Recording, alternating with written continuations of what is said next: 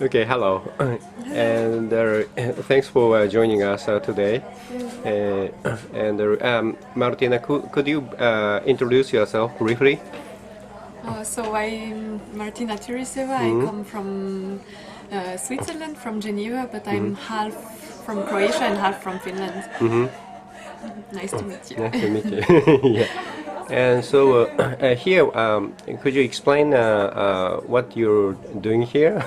In Japan, I came to do a doctoral thesis about Ainu education and indigenous peoples' education. Oh, okay.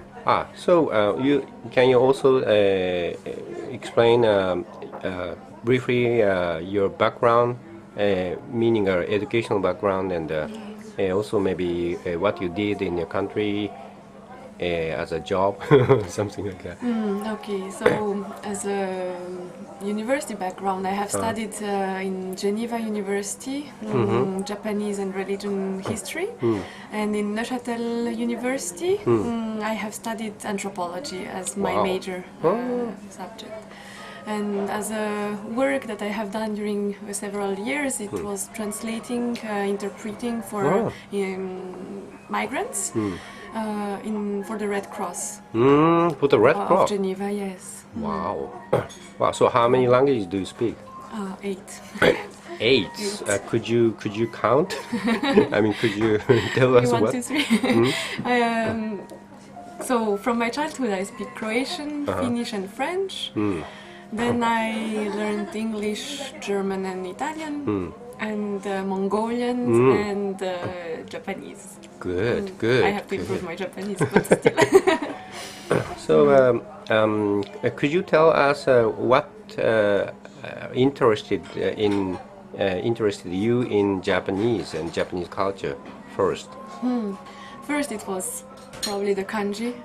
So I was interested in learning one language that I could not read with my European languages. So it was the first introduction at the university of Japanese professors. So he was Japanese. He was Japanese. Not all of them, but one of the senseis was even two. We had 2 Japanese professors. Yes, and they gave me just the wish to study that language, and then I discovered as well the culture. And my mother also, when she was from her, I think, she always wanted to go to Japan. So somehow I heard about Japan from my childhood already. So your mother had any of Japanese things, or Japanese pictures, or Japanese doll or something? We do have a beautiful, like a Japanese, maybe a screen, or I don't know how Really? you would call it. Yes, we do have one, which is called Aki-iro. Like the colors of autumn, and this one is really beautiful. Okay. So, That's why you get interested in Japanese first. Maybe one of the reasons, but Okay. yes. And in the process of learning Japanese at university, your interest grew, or? Oh yes, of course. And we had not only the language, but we had also many lessons about the culture and religion and the history of Japan. So it made like a wide view from the Japanese society and country. And then I also discovered there was like senjumin. There was the Ainu population also living here in Hokkaido. Yeah. And as I have a strong interest for indigenous people, so it was a nice discovery somehow for me. And I got interested in Ainu people and culture and language, and so I made a few small reports about Ainu during my also academic years. So you just because of your interest in Ainu people, you decided to come to Hokkaido, or how you ended up coming to Hokkaido? The first time, it was 5 years ago, I already had this interest to come to visit the museums in Hakodate and Abashiri, so that was my first contact with Hokkaido. But then my professor in Geneva told me that Geneva University and Hokkaido University do have agreements for students. Exchange. Yes.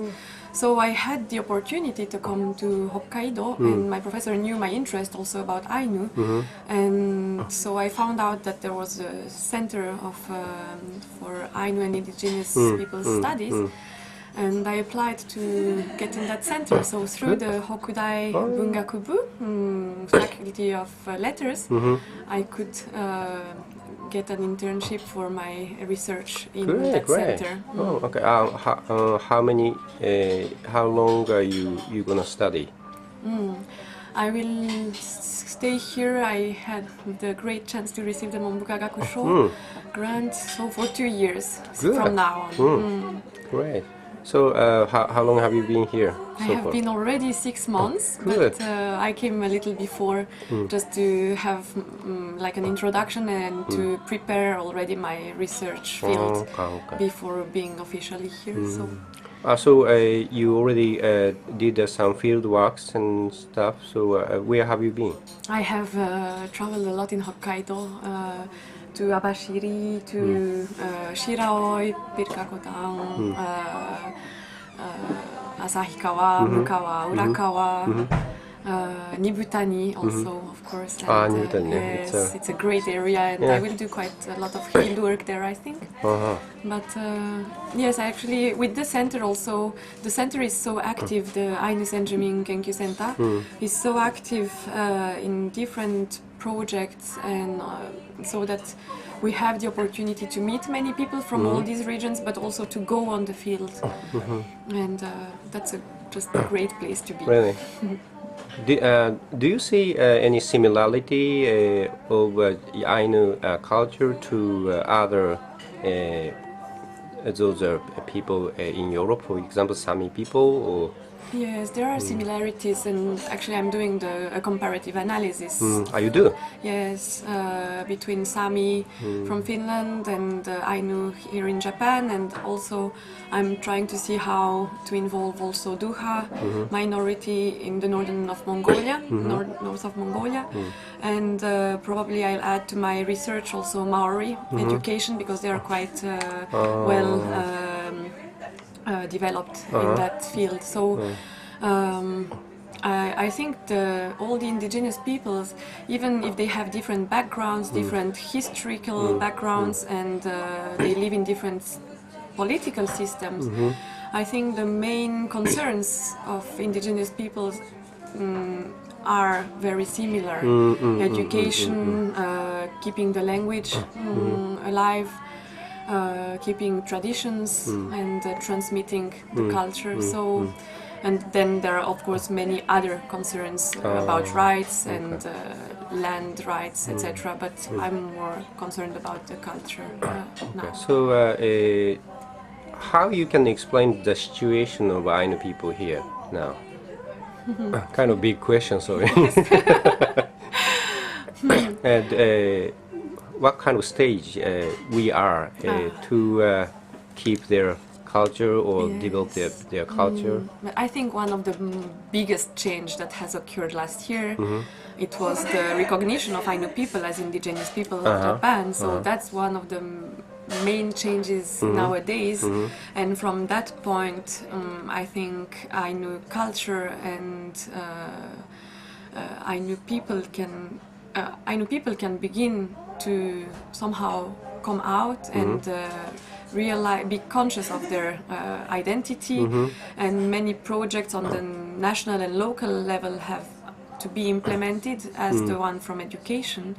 And I think the actual situation is that Ainu people live in a very similar way to Japanese people, actually, because of the history and the background of that people, but they still keep the knowledge of their language in somehow at schools. They do teach it, and this one you will take off because I have to I'm mixing up. That's okay. Yeah, what should I say? But yeah, I think they are still now they are revitalizing their culture, and it's really a time where they can undertake something to keep their language, to transmit it, because many people also don't speak it anymore, but they are learning it, and we have to find one way how to teach Ainu language at schools. Right. So So you think we already took an important step toward developing that,